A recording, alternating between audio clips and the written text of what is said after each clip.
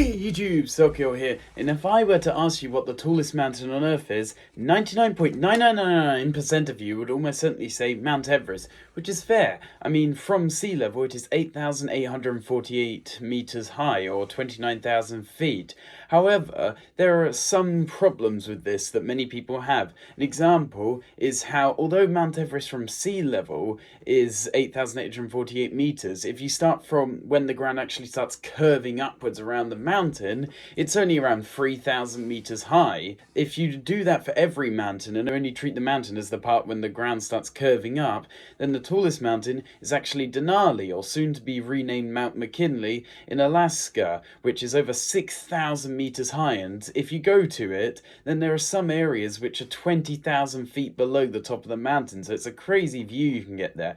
But that's not the only way of measuring, because if you measure from the center of the Earth, then it isn't Mount Everest or Denali or any of them that could be considered the tallest mountain. It's actually Chimborazo in Peru, and this is because the Earth is spinning, as we know, and as it spins, the equator starts to bulge outwards because of the Coriolis effect by around 20 kilometers, which means this mountain gets you could say, an unfair boost, because if the Earth wasn't spinning, then it would be only around 6,500 meters high, and thus it would not be the furthest from the center of the Earth.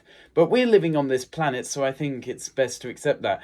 And that's not the only one. The most common response, other than Everest for the tallest mountain, even though it's a volcano, although that's kind of a mountain, is Mauna Kea in Hawaii. It's the largest island in the Hawaiian island range. It's the big one, if you can imagine that. And that island is literally called Hawaii, even though the whole island range is also called Hawaii. But Mauna Kea only rises around 4,200 meters above sea level, which, I mean, that's higher than Mount Fuji in Japan, but it's half the height of Everest. However, if we include under the water, under sea level, and if we include total height from when it starts curving, then it rises all the way up to 10 kilometers, and it absolutely beats Mount Everest.